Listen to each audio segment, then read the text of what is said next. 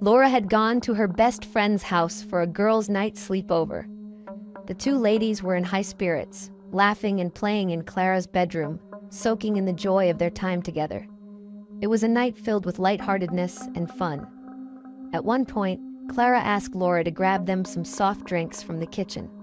Laura went downstairs, grabbed the drinks, and returned. They sat on the bed, enjoying a terrifying horror movie until the hours slipped away, and both drifted into a deep sleep. At around 3 a.m., Laura woke up needing to use the bathroom. She quickly made her way back to the room, but noticed something wasn't right. Clara's breathing was strange, almost as though it was stopping and starting. Laura shook her lightly, trying to wake her, but there was no response. Clara's breathing began to wheeze loudly, then suddenly stopped. A thick silence filled the air. Laura's heart froze. She tried reviving her best friend, but Clara remained still. Panic rising in her chest, she screamed for help, her voice cracking with fear. Laura was about to dial 911 when the door burst open. Mrs. Agatha, Clara's mother, rushed into the room, panting from the scare. Laura was startled. Clara had told her no one was home that night. She'd sworn they had the house to themselves, but here was the one woman Laura had feared for years standing before her. "What's going on here?" Mrs. Agatha shouted, eyes wide with terror. "What have you done to my daughter?" Trembling and desperate, Laura stammered, "I don't know, she just stopped breathing, Ma. I tried to wake her, but she's not." Mrs. Agatha's face twisted in grief as she rushed to her daughter's side, tears streaming down her cheeks. She frantically tried to revive Clara, shaking her cold body, but it was too late. Clara was gone. Laura fell to her knees, her voice shaking as she pleaded with Mrs. Agatha. "Please, Ma. I swear I didn't do anything. She's my best friend. I would never." Grief-stricken and overwhelmed, Mrs. Agatha grabbed Laura, holding her for the first time in 10 years. It was a reflex, a raw reaction born out of the shared trauma unfolding in that room. Both women sobbed uncontrollably, trembling as Clara's lifeless body lay cold behind them. After a few minutes, Mrs. Agatha could bear it no longer. "Stay with her," Mrs. Agatha whispered, her voice hollow. "I can't do this anymore." And with that, she left the room. Laura collapsed on the floor, crying until her voice was hoarse. Her best friend was gone. On the eve of the day she was supposed to leave the country for a new life. What kind of cruel twist of fate had befallen them? She pleaded with the universe, begged for Clara to come back, but the house was silent, save for her sobs. At 6 a.m., paramedics arrived and confirmed what Laura already knew. Clara had passed away, her time of death 3:04 a.m. But before Laura could process any of all that had happened, Mrs. Agatha returned, this time with the police. "That's her!" Mrs. Agatha shrieked, pointing at Laura. "That's the girl that murdered my daughter." Laura's world crumbled. Police officers swarmed around her, placing her in handcuffs as Mrs. Agatha screamed accusations. "There's been a mistake," Laura begged, her heart pounding in her chest. "Clara's my best friend. I would never hurt her. Please, you have to believe me." But Mrs. Agatha's eyes were filled with rage. "You jealous witch," she spat. "I'll make sure you rot in jail for what you've done. Get her out of my sight." The police led Laura away as she cried uncontrollably, her heart shattering with every step. Sitting in her cold, dark cell, Laura couldn't stop the tears. The events of the night replayed in her mind like a nightmare she couldn't wake from. How had her life fallen apart so quickly?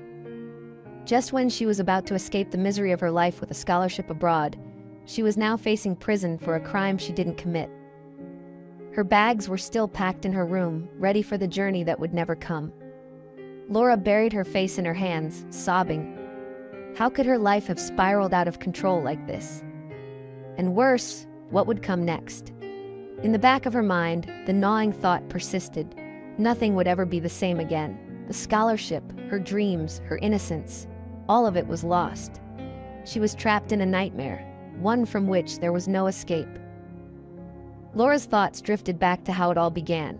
She had been forced to move in with her aunt after her mother's untimely death. Her mother, Mrs. Ednar, had been everything to her.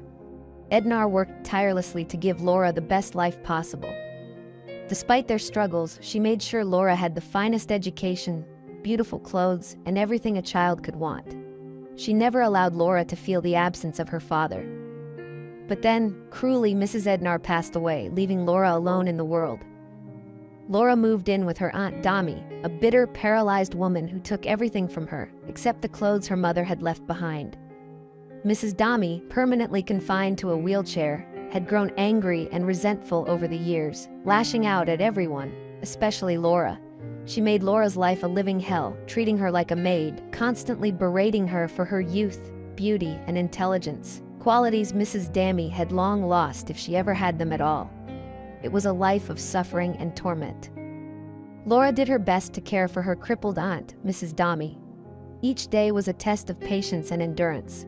She would bathe her aunt, spending hours in the kitchen preparing her favorite meals, fried beef, Mrs. Dami's obsession. Every time, Laura would serve the food, only to be met with scorn. Mrs. Dami, despite her fullness, always watched Laura like a hawk. The moment Laura attempted to taste a single piece of meat, Mrs. Dami's voice would rise to a vicious scream. "Don't you dare touch my food," she would roar, eyes burning with hatred. "Feed it to the dog outside. I'd rather my food rot than see you eat it." Laura followed her aunt's orders, but each time her heart ached. Mrs. Dami was supposed to be her second mother after her own passed away. Yet the hatred and resentment she endured in that house was suffocating, and the weight of it grew heavier every day. The only escape Laura had was school. She was always glad she had classes every afternoon. The moment she stepped onto the university campus, her burdens seemed to lift. Her best friends and the bustle of student life kept the darkness at bay. School had always been her sanctuary. Thanks to a fund her mother had set aside for her education, which was the one thing her aunt couldn't touch. The money kept her enrolled, out of reach from Mrs. Dami's venom. That afternoon, while standing under a tree lost in thought, Laura felt a light sprinkle of flower petals fall on her. Startled, she looked up to find Femi, her boyfriend, smiling down at her, his playful surprise snapping her out of her gloom. Femi had a way of making everything better. Being with him and her two best friends, Clara and Purity, was the only time Laura truly felt free from the weight of her home life. Laura, Clara, and Purity were inseparable.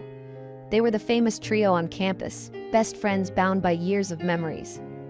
Clara, the only daughter of a wealthy female politician, had been Laura's friend since childhood.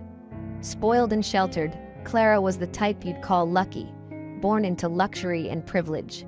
Purity, the third member of the group, had joined the duo 3 years ago. Orphaned but left with a fortune by her parents. Purity was the happy-go, jolly fellow of the group. Her easygoing nature brought balance to their friendship. It was through her that Laura had met Femi, Purity's older brother. They had fallen madly in love and were already planning their future together. But there was a shadow that hung over their friendship. Mrs. Agatha, Clara's mother.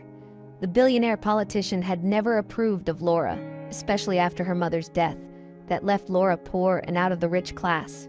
Despite this, Clara never let go of her best friend Laura. She stood by her and maintained their friendship regardless of Laura's unfortunate financial status. Whenever the trio visited Clara's home, Mrs. Agatha treated Laura like she didn't exist, ignoring her completely and only speaking to Purity, the rich heiress.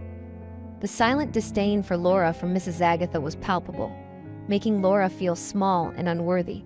Determined to change her fate, Laura had begun applying for scholarships to study abroad. After 5 attempts, her persistence paid off. She was awarded a scholarship to study in the UK, and the joy that filled her was indescribable. Finally, a chance to escape, to rebuild her life. She could already see herself far from her aunt's torment, chasing her dreams. When Laura told Femi the news, his happiness was clouded by heartbreak. He was proud of her, but the thought of her leaving crushed him. They promised to stay together, no matter what. Laura reassured him, knowing it was the hardest news she'd ever delivered. To pacify his mind, Laura presented Femi with a special delicacy, her signature jollof rice, which Femi loved so much. She promised him she would return to him once she was done abroad, for them to get married. Purity was away visiting her cousins. When Laura called to share the news, she was overjoyed for her friend. Clara, however, reacted differently. "I'm so happy for you. I can't wait for you to go," Clara said with a strange excitement that left Laura confused. "You can't wait for me to go?"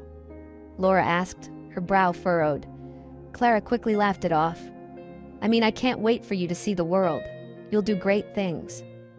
They hugged, but Laura couldn't shake the feeling that something was off.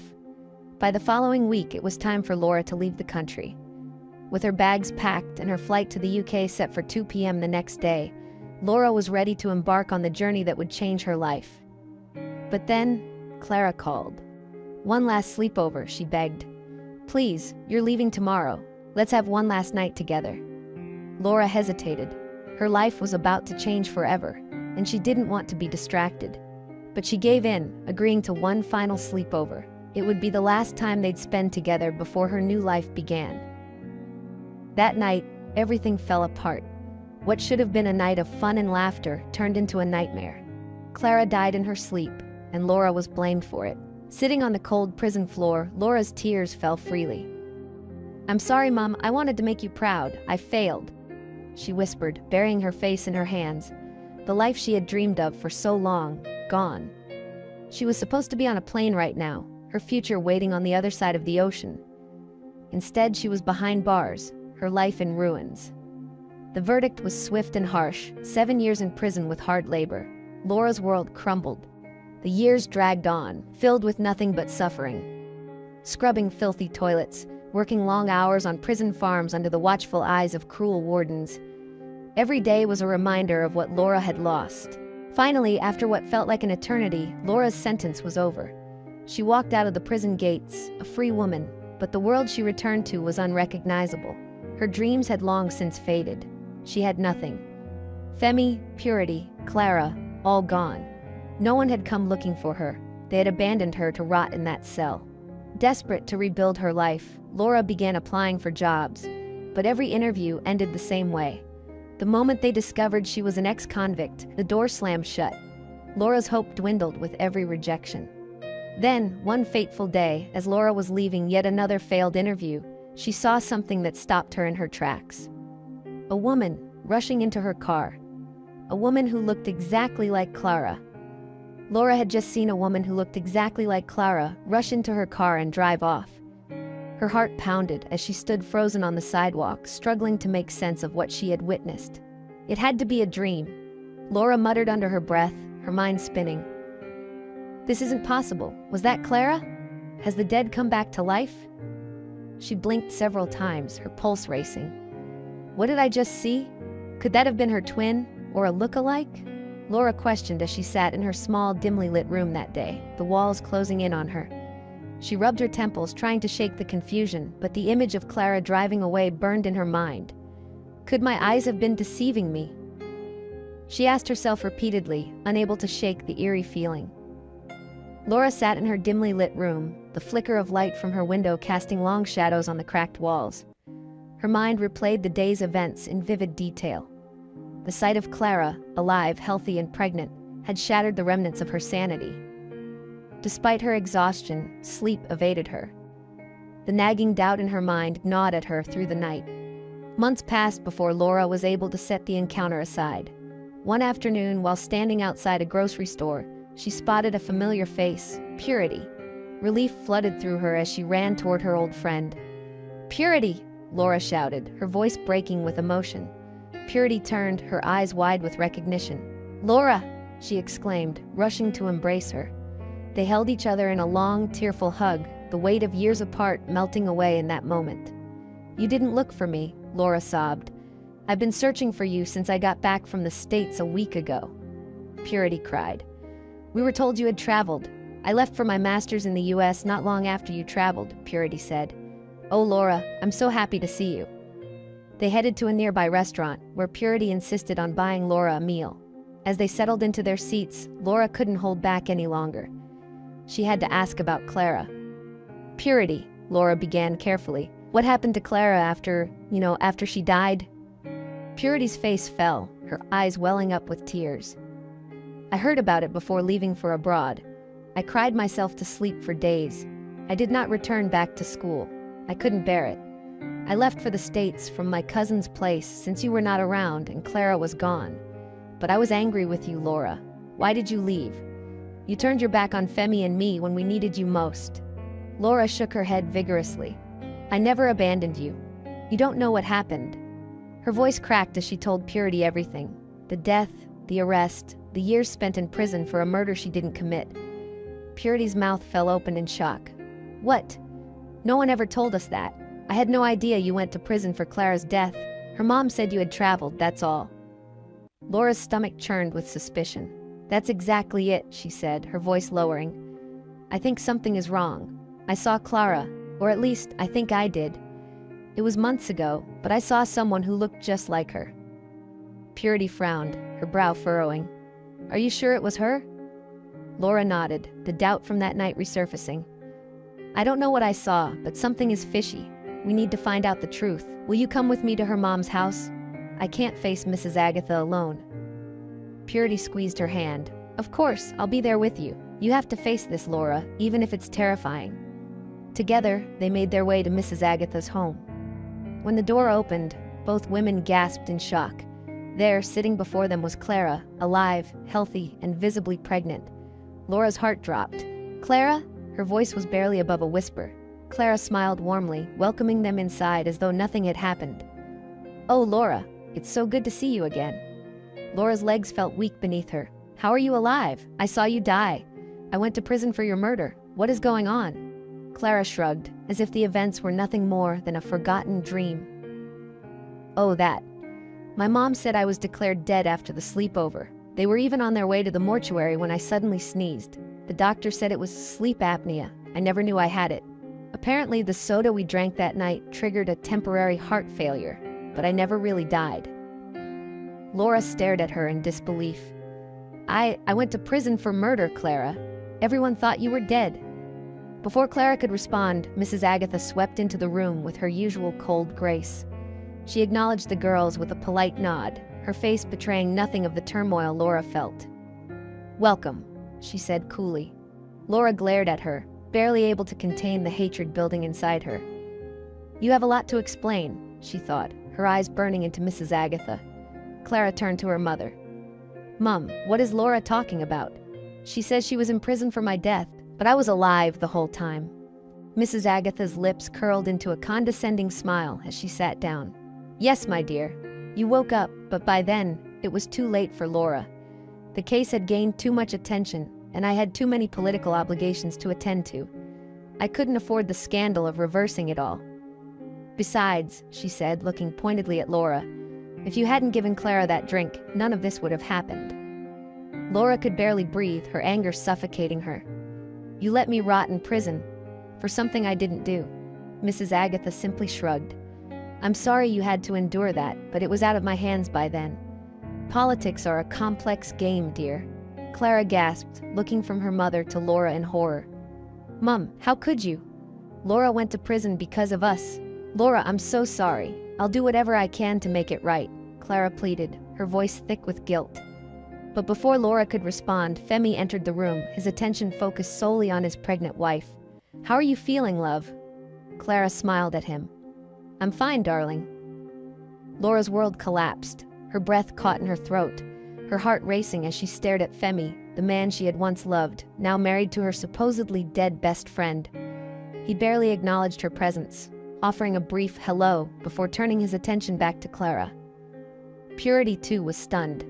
Her estranged brother had cut her off after she left for the States, and now she found him married to the woman they all believed had died. The shock was overwhelming. As they sat in Clara's living room, a torrent of emotions surged between them. Anger, betrayal, disbelief. And in that moment, Laura knew that nothing would ever be the same. Laura couldn't put her mind to rest that evening. Her mind was ablaze, racing with thoughts of betrayal, injustice, and an overwhelming desire for retribution. Femi, the man she once loved with all her heart, had walked into the room like a stranger, his arm lovingly wrapped around Clara, the same woman who should have been dead. And Mrs. Agatha. The cold, unapologetic arrogance in her voice still rang in Laura's ears. How could they live so peacefully after shattering her life so completely? How could Mrs. Agatha simply brush off the years Laura had lost, the torment she endured in prison, with a dismissive apology and a wave of her hand? And Femi, how could he have moved on without so much as looking back, let alone married her best friend in secret? No, Laura muttered to herself, her voice trembling with raw emotion. This can't be the end. They won't get away with this. Each tear that fell from her eyes only fueled the fire building inside her. Laura had nothing left to lose, and that made her dangerous. As the day stretched on, she realized that revenge was the only way she could reclaim her dignity. It was the only way to make them feel the pain she had carried for so long. She could still feel Purity's hand on her shoulder, trying to offer comfort as they left Clara's house. But Purity had her own battles to fight, and even with her wealth and connections, she was powerless against someone like Mrs. Agatha. Laura knew this was a fight she would have to face alone. Her mind began to piece together a plan. She didn't have money, influence, or power. But she had the one thing that those people never expected, the truth. She had to find out what exactly it was. If she played her cards right, she could dismantle their worlds, just as they had done to hers. Laura's thoughts turned dark, her heart pounding with a strange mixture of fear and determination. She would gather every detail, every skeleton in their closets, and expose them. She'd watch them fall from their thrones, one by one. Clara, Mrs. Agatha, and even Femi. They wouldn't see it coming. "They destroyed my life," she whispered. "Now, I'll destroy theirs." The suspense lingered like a thick fog, and the echoes of Laura's words hung heavy in the air, promising more chaos, more secrets, and a reckoning that would shake the very foundations of the lives of those who wronged her. As the story was far from over. Thank you so much for watching. Please leave a like, share, and comment for more stories. Stay blessed, and I'll see you in our next story.